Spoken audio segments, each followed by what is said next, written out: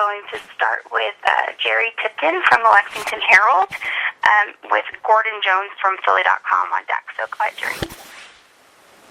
Jay, I read where Bam Adebayo really did well in a workout for the Hornets. I think he made 13 of 25 three-point shots, and afterwards I think the talk was that, for being part of a team in Kentucky, he didn't really get to show everything that he could do.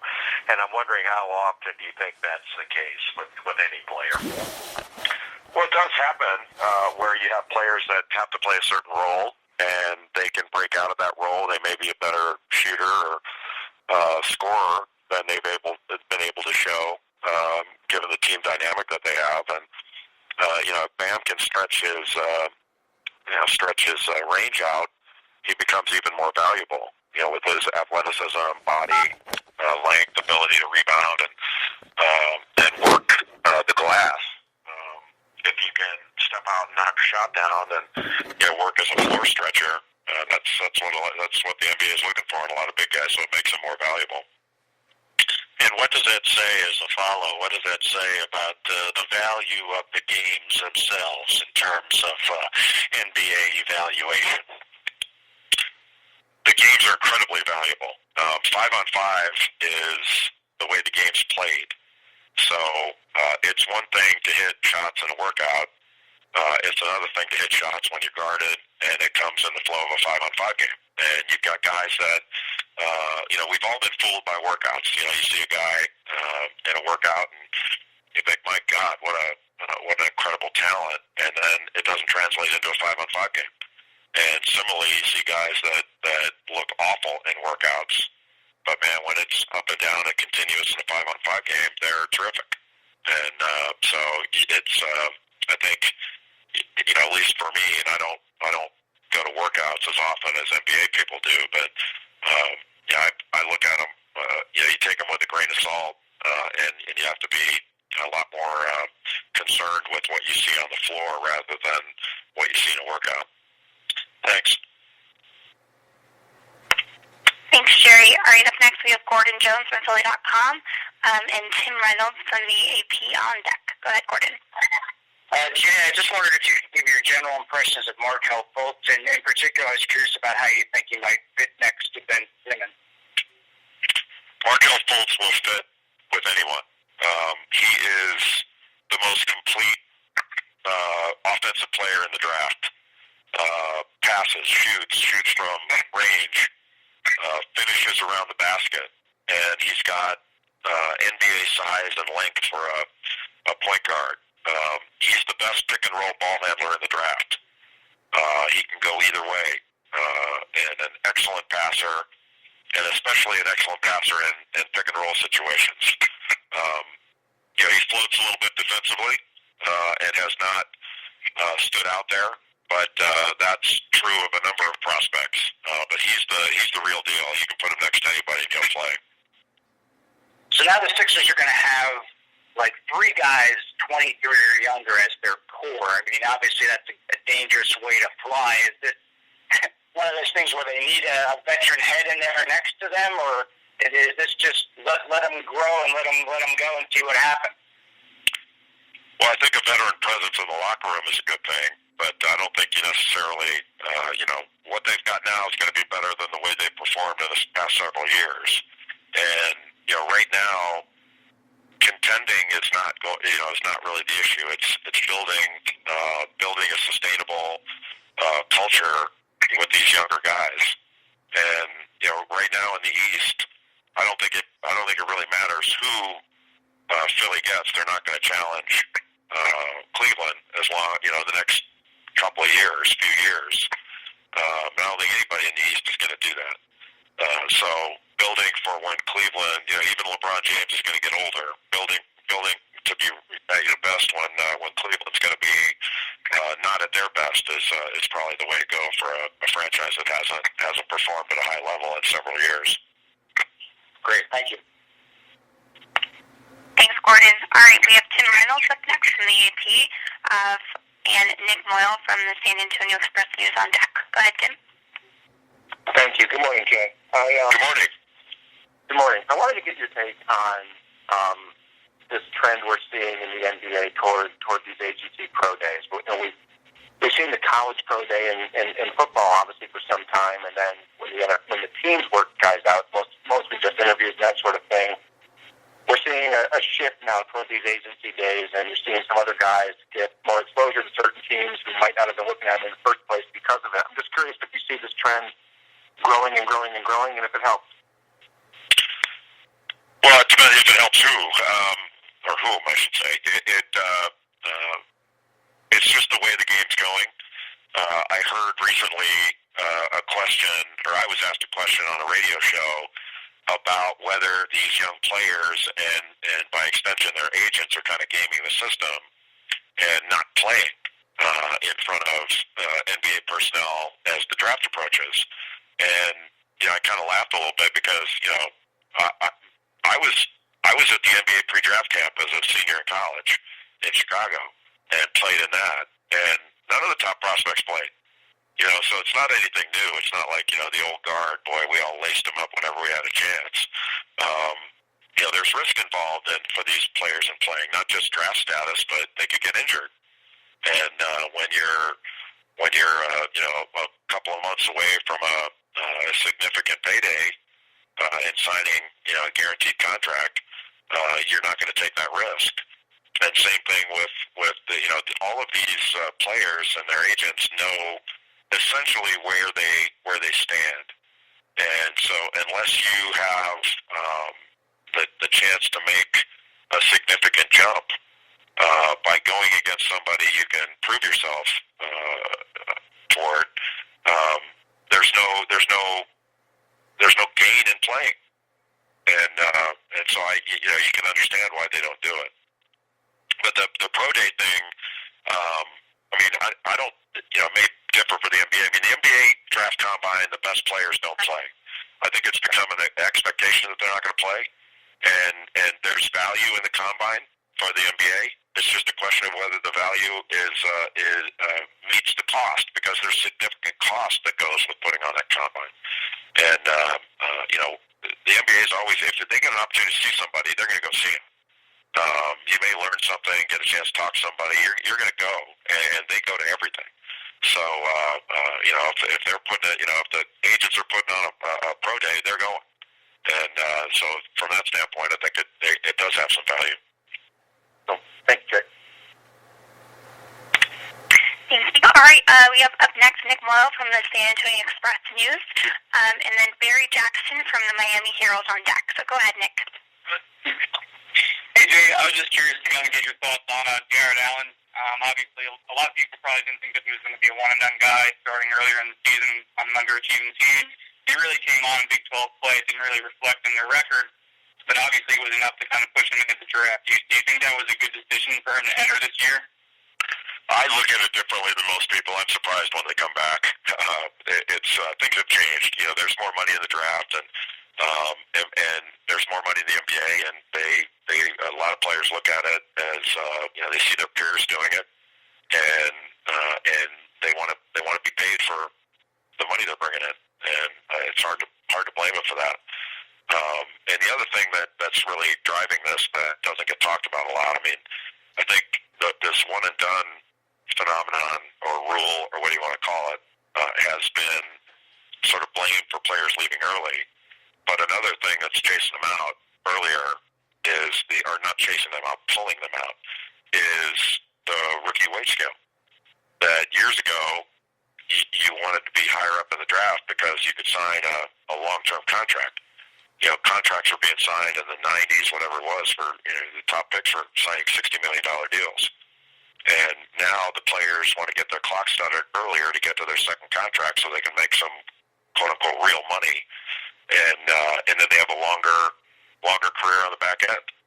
They have finite careers. If you're a doctor or lawyer, you practice a little bit longer and into your later years. You can't do that as an athlete. So if you can add years on the front end, that's really what's happening here, in my judgment. But Jared Allen he's a good prospect. He's got probably the longest, if not the longest wingspan right there. His arms go to like 7'6" or something. and he had, if I remember right, he had like a dozen double doubles, and as you mentioned, did a better job for the second half of the year. He's raw, but he can use either hand. He's got a pretty good left hand around the basket, and but he's sort of a limited jump shooter. His jump shooting is not great, but he at his age, you have to project him out. And I think he can develop into a really valuable piece in the NBA. Yeah, I mean, looking at the mock drafts, and that has included him, you've seen him anywhere, as high as 13 or 15, you've seen him as low as maybe 25. Do you think there's sort of an ideal landing spot for him out there? As far as team? Yeah. I don't, not really. I mean, I think teams, my belief is that most teams look for the best available player and the most valuable piece that they can get. When you start drafting just a need, sometimes you can look past maybe a better player, better value that you could use. And but Garrett blocks shots, he rebounds, and with his length, he's a good prospect. But he needs to get his early success is going to be because of his rebounding, shot blocking ability. But he's got to develop this game in order to be a more complete player. Thank you, Jay. Thank you. Thanks, Nick. All right, up next we have Barry Jackson from the Miami Herald and David Caravello from the Charleston Post and Courier on deck. Go ahead, Barry. Hi, Jay. Just wanted to ask you about Miami at 14. If the top 10 or so players are all off the board by that point, say Kennard and Zach Collins are off the board, who in that next group do you think would be the best available if they're there at 14, among the Donovan Mitchells, the TJ Leafs, Harry Giles, Justin Jacksons, etc.? Yeah, I would put, of the players you mentioned, assuming guys like Kennard, Isaac, Collins, Dennis Smith, those guys are gone, I would say Donovan Mitchell would be next on my list from Louisville. Donovan Mitchell, I mean, you know him. He's a really powerful, athletic, lengthy guard that can really defend, rebound, good in transition. Really good player. Good baseball player too. Not that matters, but and then probably you'd go to someone like OG Anunoby from Indiana, who's been injured though. NBA body, has the ability to be a great defender. I would say that would be where I'd look on my list. Jay, is Mitchell to you a one or a two or a combo guard? He's a combo. I mean, I don't think he doesn't set up like a point guard. That's sort of the classic pass first, natural point guard. So I would say that's probably the best way to put it. He's not a natural at that position, but in the NBA, I think, especially as he gets older, I think he could initiate and certainly handle some of that. I mean, that was kind of the thing with a player like Russell Westbrook when he came out. They're not comparing those two. It's just, Russell Westbrook, people question, well, he's not a natural point guard. Well, so what? He's a natural stud. Is what he is. And Donovan Mitchell is not. I'm not suggesting he's Russell Westbrook, but he is. He's super athletic, and I think as he gets older and works on his game, you could see him being able to initiate offense as a point guard. Thanks, Jay. Thanks, Barry. All right, up next we have David from the Charleston Post Courier with Robert Lopez from Death Pen on deck. Go ahead, David. Jay, going back to your question earlier about your answer earlier about individual workouts, is there a certain type of player for whom those workouts are more important? Maybe guys trying to break into the first round or just get drafted at all? I don't know. I'm sorry. I'm not sure I understand what you mean. Whether there's certain players that it's more important for? Correct. The individual workouts.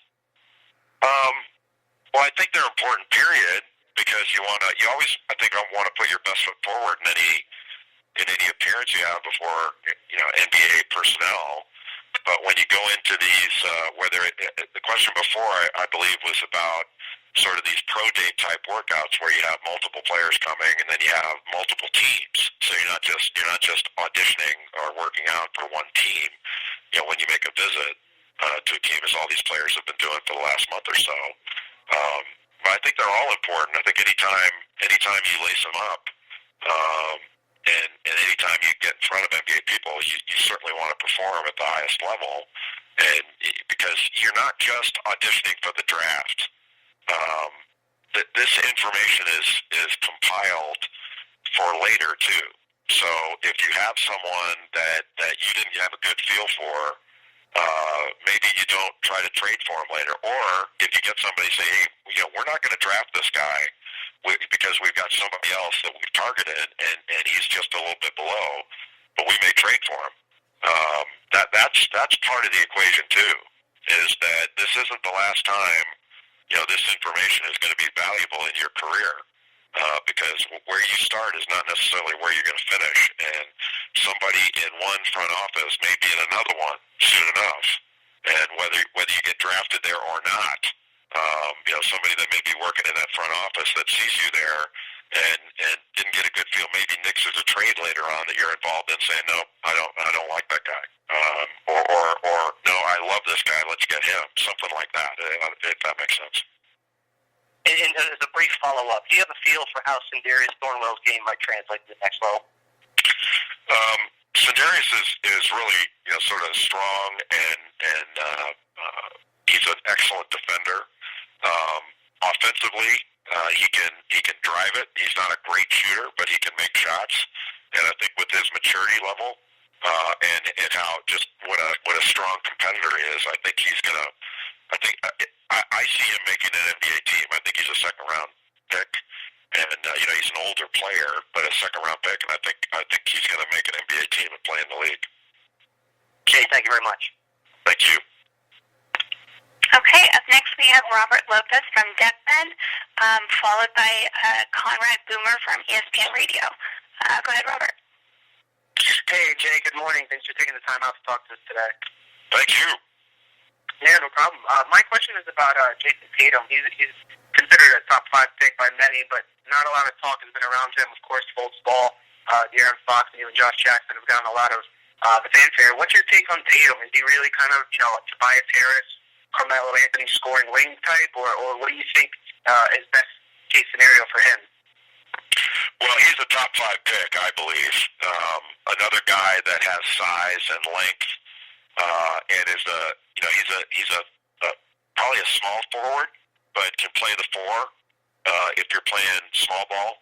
But he's really a smooth, fluid athlete, and he's probably best when he has the ball in his hands. So he's more of an isolation scorer.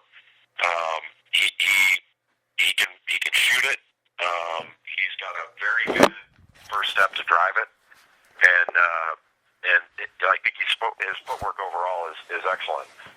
He's not a great perimeter shooter as far as his 3-point shooting. He's been a little bit inconsistent there, but he can shoot over people, and so I think when you see players like him over the years, they've been able to improve their shooting. Like he shoots a really good ball, so I think he will be able to shoot it more consistently from deeper as he goes forward in his career. And people forget he missed the first 9 games, and was really at his best toward the end of the season and had some fantastic performances. So he's probably a more skilled scorer than Josh Jackson of Kansas. He's not quite as athletic, and I don't think he's as good of a passer, but he's an underrated passer. And then Jackson's a better defender and a little bit better rebounder, but they're comparable in most things except athleticism. And Tatum is the superior shooter. He's a much better shooter than Josh Jackson. And just one more quick one. Best case scenario for the Knicks on draft night? Wow. I don't know. Best case scenario, you mean, kind of like when people say, boy, there's the top tier of players is 7, and then you find out they're drafting 8, something like that. I think what they can get in that area, you might have somebody like Malik Monk or Dennis Smith of NC State, or Luke Kennard or Jonathan Isaac. There are a lot of really good players that'll be available where the Knicks are drafting, and most drafts, there are going to be players that maybe are rated a little bit lower that somebody's going to get, and they're going to turn out to be better than the guys that were rated higher than them. The trick is, who are those guys? And it's hard to figure it out. At least I haven't figured it out yet. But I think the Knicks will have an opportunity to get somebody very good. Nobody thought the big guy would be the player that he's been, and a lot of people complained and moaned on draft night, and Porzingis has turned out to be awfully good. Thanks, Jay. All right, up next we have Conrad Boomer, followed by Justin Kish from 365 Sports Network. Go ahead, Conrad. Thanks. Jay, if you could put yourself in Kevin Pritchard's very uncomfortable seat at the moment with the Pacers, would he be better off going for draft picks? I know what you mentioned with Philly in terms of going young and looking towards the future with Cleveland being where it is, or if they're able to, is there an asset? Would Kevin Love, for example, be enough of an asset to keep the Pacers competitive? Which direction would you prefer to go? That's a tough one. And Kevin Pritchard is he's one of the great guys in the business, and I think he's extraordinarily good at what he does. But it's a tough decision to make, and that's why I don't think you want to make any decisions too quickly on this.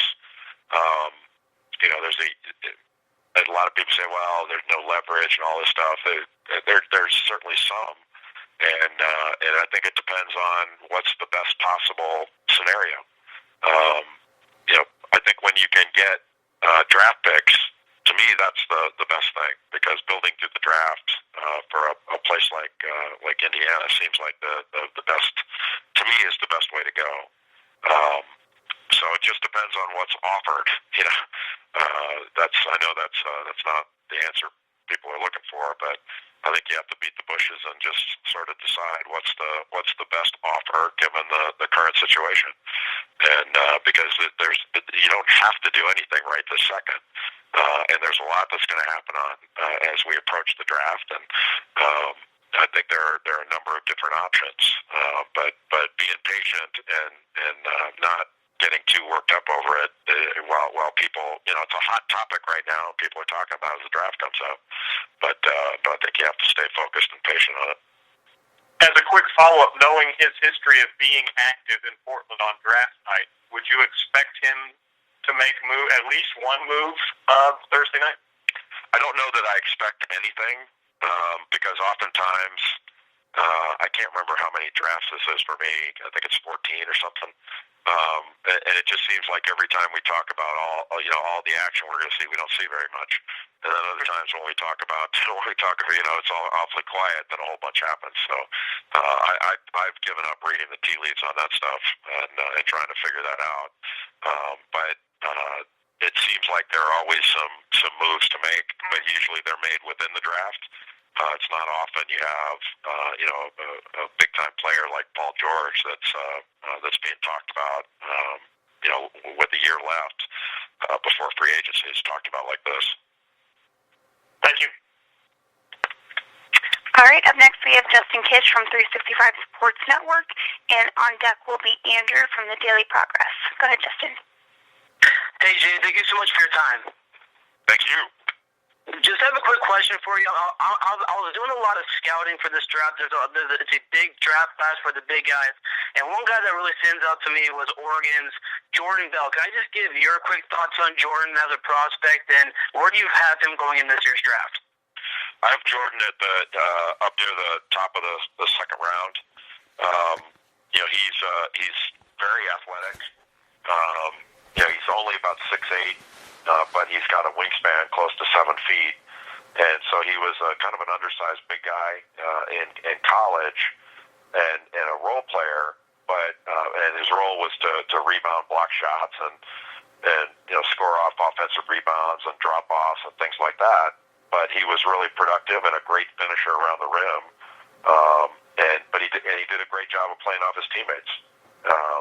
So in the NBA, you don't expect Jordan Bell to come in and be your leading scorer.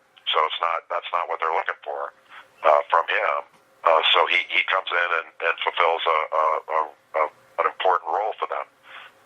He is a little bit. He was a little bit turnover prone, and his turnover rate, given his touches, was high. But because he can get you extra possessions, he's got an NBA skill. He can rebound, and he's got really good timing and shot blocking instincts. So for a guy that can defend, rebound, and block shots, he has got value in the NBA. And I think he'll be a second. I think he's a second round pick, and I think he'll play in the league. Great, thank you.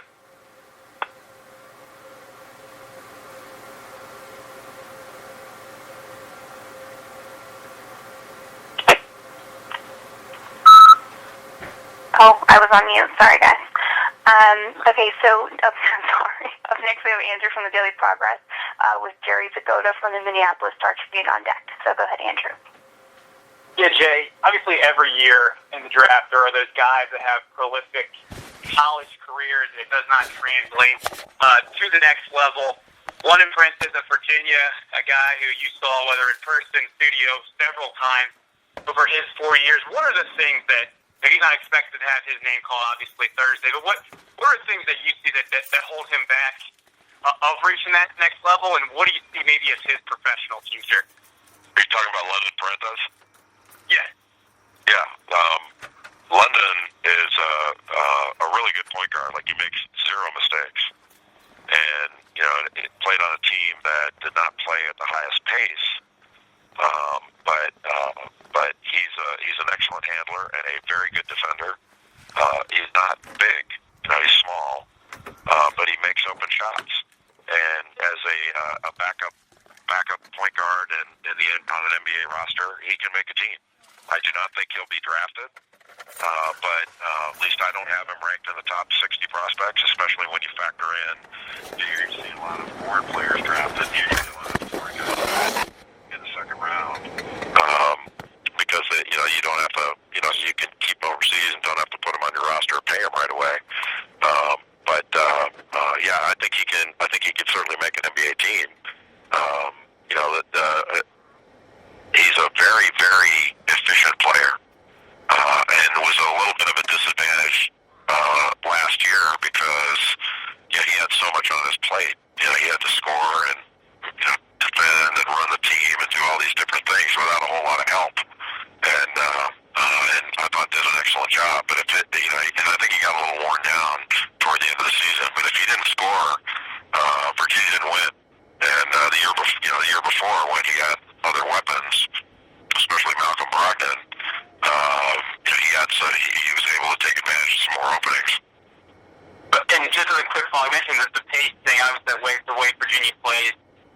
Brogdon made that adjustment, obviously, and had a very good first season. What did you see about him? What was maybe different about Brogdon at the NBA level than you didn't see him at his last year at UGA? Nothing. I mean, I knew. I felt like he was going to play in the NBA and be good. And I don't think the pace has anything to do with it. Honestly, when you mention the pace of it, it's just a question of numbers. So if you look at the raw numbers, you're not going to be wowed by Malcolm Brogdon averaging 15 points a game, or London Parentheses averaging 5 assists or 4 assists. But if you take that out on a per possession basis, or what they would do, at a higher, what that translates to at a higher pace, then it becomes more impressive. And so you have to kind of be careful with some of those. Not you, but I mean, people have to be careful with those sort of those numbers things because of the pace. That was what I was referring to. It's not that you play that pace and all of a sudden you can't. That's like saying somebody at Syracuse can't translate to the NBA because they play zone. It doesn't work that way. Thanks, Andrew. All right, up next we have Jerry Zgoda from the Minneapolis Star Tribune, and on deck we have Randy Keller from Fox Sports. Go ahead, Jerry. Hi, Jay. What's the Timberwolves and Tibbs in need of shooting and defense? I was wondering if you could just project and kind of compare and contrast. 3 guys were kind of in that range: Jonathan Isaac, Lauri Markkanen, and Malik Monk. Remind me where the Wolves are picking again. 7. Well, shooting and if you're talking about shooting, I mean, I've got Malik Monk of Kentucky rated 7th in Lauri Markkanen, who's the best big man shooter in the draft. Another option where he's not a defender, but Dennis Smith is maybe the best guard athlete. Just a ridiculous freak of an athlete. You also already mentioned Jonathan Isaac, who is long and athletic and can rebound, and he's got a nice shooting touch. He's not a great shooter. Luke Kennard is an excellent shooter and an excellent offensive player who's got the best footwork of anyone, I think, in the draft. But yeah, you could go in those directions. And there's always I don't know if there's a chance that somebody like, I doubt that you would see Jason Tatum at that spot, fall down there. I think he'll be gone by 5. Same thing with De'Aaron Fox. The Zach Collins of Gonzaga is an interesting decision because he's very, very talented, very young, but he's not yet in his basketball career been the best player on any team he's ever been on. And so you kind of wonder, how long it's going to take him to figure it out. But he's very, very talented. Do you see Markkanen as one-dimensional, and can you see him developing as what kind of player he can develop to defense and all around? I do not see him as one-dimensional at all. I think he's an outstanding prospect. I have him rated 6 overall. He can shoot it. He's big and strong. He can post. He rebounds at a good rate. Makes it. He's an excellent free throw shooter. I mean, for a good period of the season, he was shooting over 50% from 3. Close to 50%, over 50% from the field, and actually over 60 for a good part of the season, and near 50 from 3, and 80 from the free throw line. But he's an excellent shooter, and he's got deep range for a big guy. So as a pick and pop big and a stretch floor, especially in today's game where stretching the floor has become a premium, I think Markkanen is an excellent prospect. Thank you. Thank you. Thanks, Jerry. Okay, up next we have Randy Keller, and on deck will be Drew Davison from the Fort Worth Star-Telegram. So go ahead, Randy.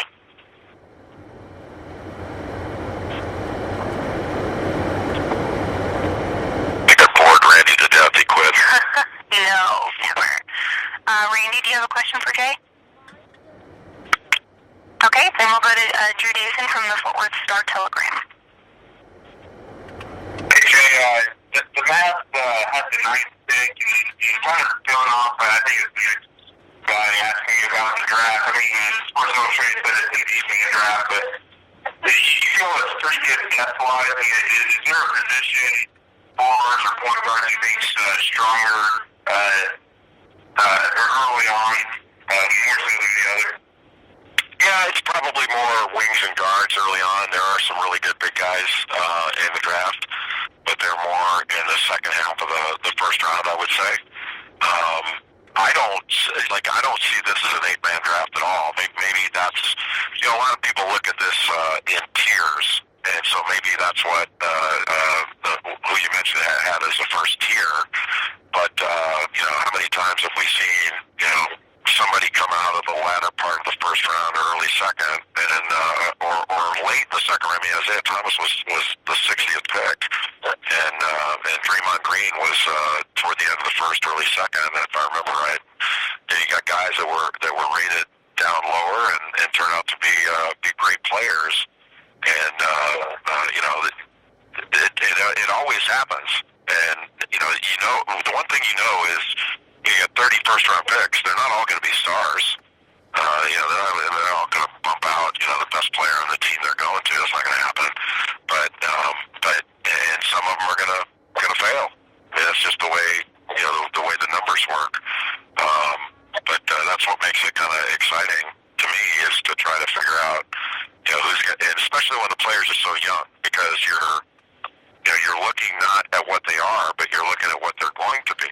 And it's just they're going to be mistakes.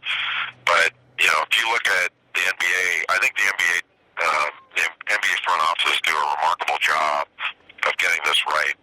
And if you were to contrast and compare the NBA draft successes with the NFL draft successes in the first 2 rounds, I think you'd see similar hits and misses on the part part of the NFL, and they have 4 years, sometimes 5, to look at these players when they're in college. The NBA's got 1, and that's so they've got to do a lot of different analysis and homework. Right. Well, and just to follow up regarding that specifically, Yogi Ferrell played pretty well for him, but Leo Aquina, how much have you film have you watched on him, and do you feel like he's pretty, or do you feel like he's worthy of a top 10 type pick from your viewpoint? He's worthy of it, yeah, from what I've seen. I mean, obviously, Fran Fraschilla is the sort of the expert in for us in that stuff. But yeah, he's a point guard. He's got good size, and he's very, very talented. But I don't rank him among the top 10 prospects. But that, Fran may differ on that. He's seen a lot more of him than I have. Thank you. Thank you. Okay, we're going to go to Carl from CBS Sports, and on deck will be Jordan Wells. So go ahead, Carl.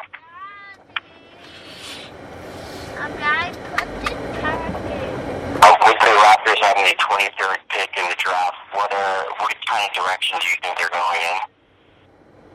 I have no idea because I don't know who's going to be available at 23. So things change as you get further on the draft because things are going to happen. It's not going to go the way all these mock drafts say they're going to go. So I mean, I could make something up, but the truth is I don't know. In terms of Semi Ojeleye, is it safe to kind of compare him to a guy like Draymond Green? He can shoot the three, he's very versatile defensively.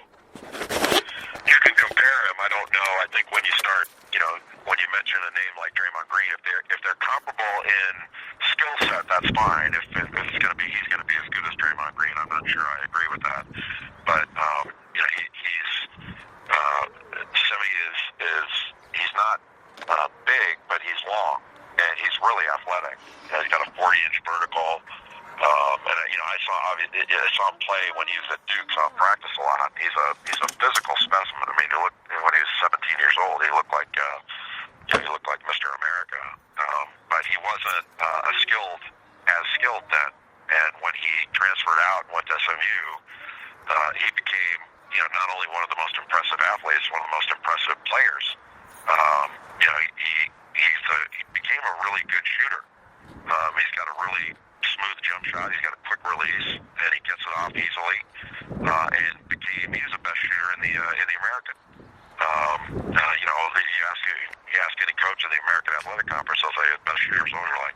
And he was the hardest guy to stop in the league. So he became a really good player when perhaps his career wasn't headed that way when he was at Duke and transferred out. I think he was a sophomore when he left, but it turned out to be basketball wise for him to be a good decision. And still more question, Jay. Do you see a guy like TJ Leaf or Cale Swanigan around there around the 23rd pick when the Raptors are drafting? Yeah, I think Swanigan will definitely be there. Leaf could go earlier because of his ability to shoot it. And I had seen TJ Leaf a little bit in high school, and I did not see coming sort of the year that he had last year at UCLA. He showed to be tough as nails, and I did not see that in him in high school. Not saying he wouldn't develop it, but man, he developed it quick. And he was so efficient, and his points per possession were off the charts as a stretch four. And his shooting is just excellent, and was an excellent finisher. And I think he showed a really good sort of basketball IQ, but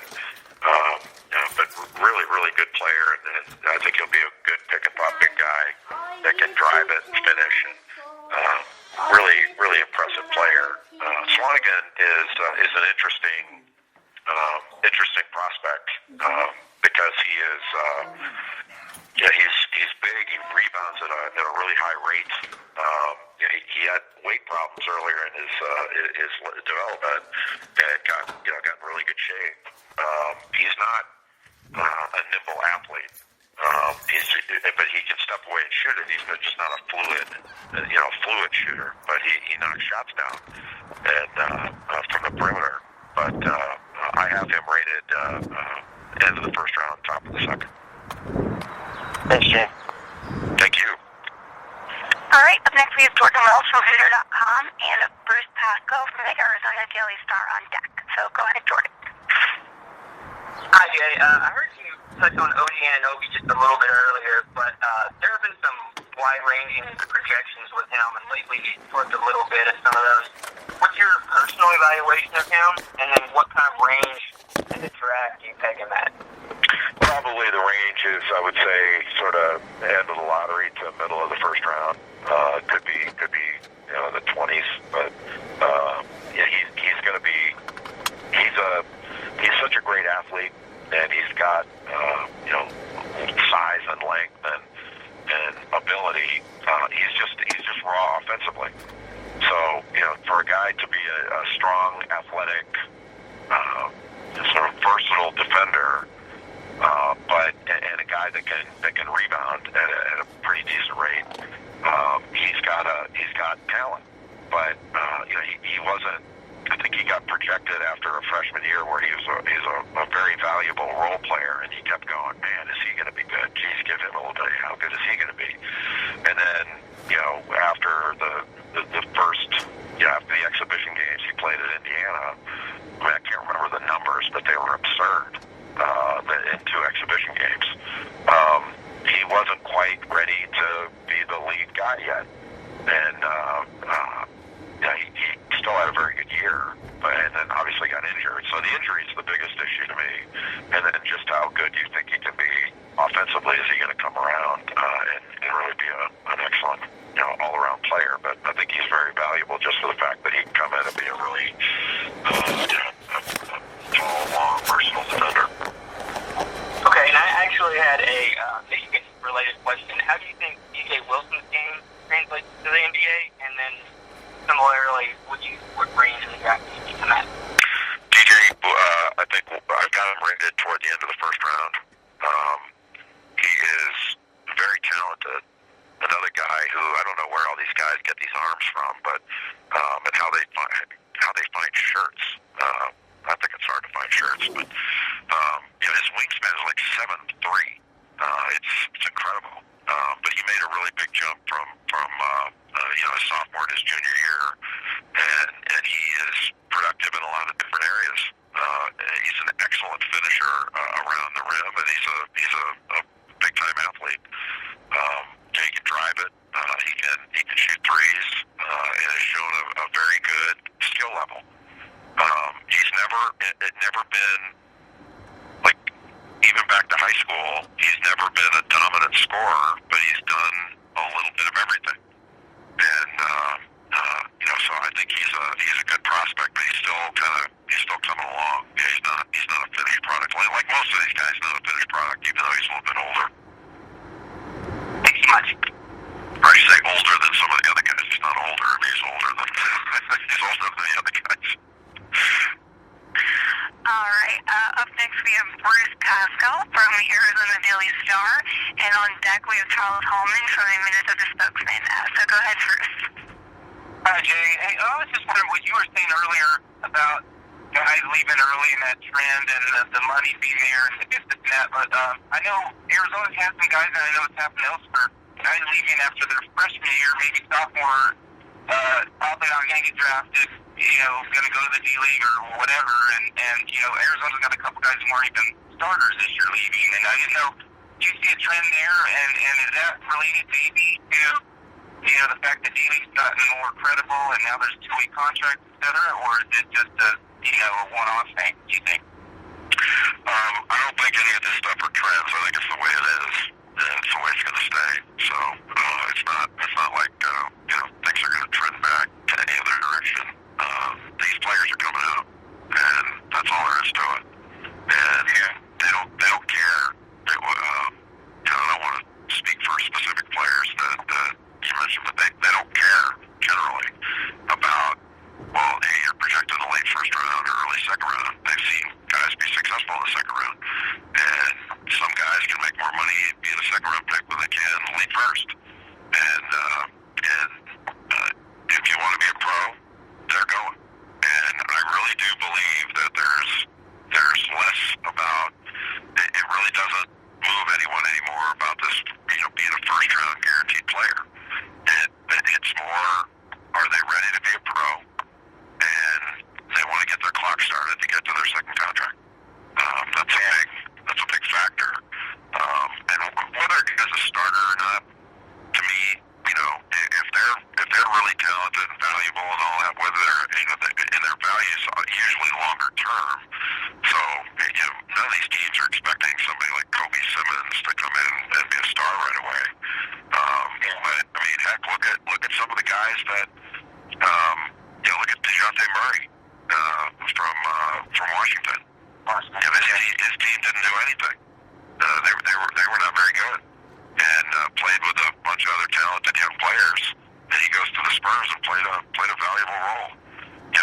All these players see that, and they're going, "Well, I'm as good as that guy. Why am I not? Why shouldn't I go?" And they've all played against each other in summer basketball and AAU ball, and they all know each other. And in our generation, we're looking at each other. When one of us made all league or made an all-American team or something, or being recruited by somebody, we're looking at each other. Well, I'm as good as that guy. I should be this. I should be that.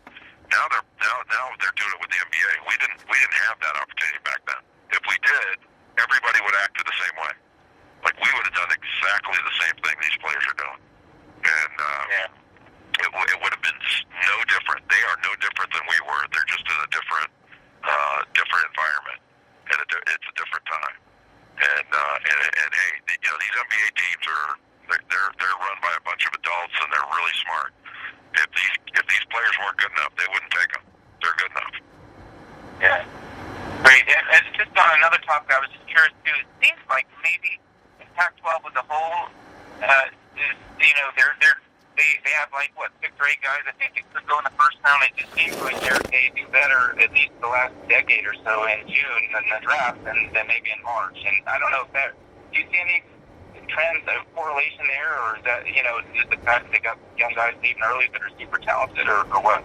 Yeah, you could say the same thing about. I don't see it that way. I haven't done all the homework on it, but I'm looking right now at this best available list that I have, and there's no real pattern to it from what I can see. I mean, you can look at a number of players that are coming from different leagues that didn't do well in March. I mean, Dennis Smith didn't play in the NCAA tournament. Jonathan Isaac's team didn't do anything in the tournament. There are a whole bunch of really good players that are. Jared Allen didn't play in the tournament. Big 12, and so there are a bunch of players that are really very talented that come from leagues that they're maybe their teams didn't do much, but they're valuable pieces because they're talented. I mean, it's when you really go down the list, it's remarkable. There are a bunch of players that you can argue that hey, they're doing well in June, but their teams didn't do well in March. I think you put it there's a number of them. It's not just sort of a Pac-12 or anyone particular league. Okay, great. Thank you. Thank you. All right. Next we have Charles Holman from the Minnesota Spokesman Reporter with James Ernest from Grueling Truth on deck. So go ahead, Charles. Yes, thank you, Jay. Earlier you talked about that the best indication, or I think the best indication you were saying, to watch a player play is playing. So when you're watching college games play, what little thing do you see in a player that gives you a clue that player could possibly be a good pro down the road? Well, it's not any one thing for me. I watch for a player's athleticism, skill level, positional size, and then you can always sort of default to a comp. Like, does he remind you of somebody else that has been, or a specific body style, or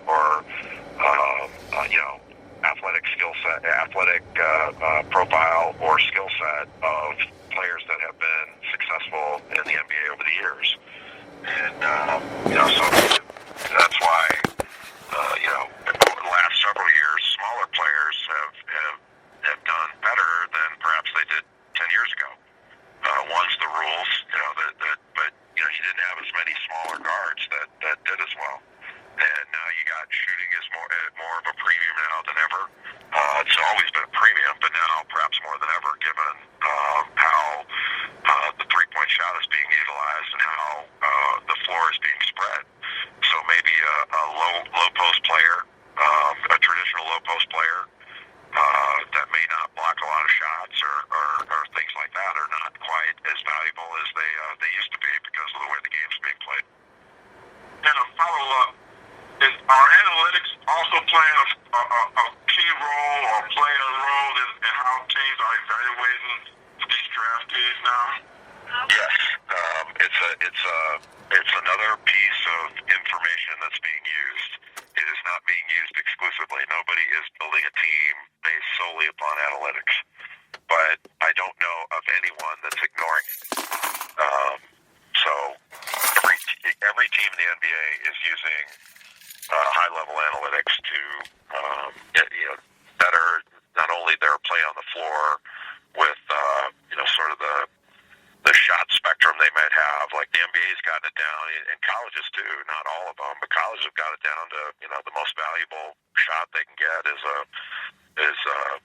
free throw, and then they go to a layup or dunk, then a corner three, and all those things. And they so it does change the way you maybe the way you look at the game and arguably the way you play in the NBA.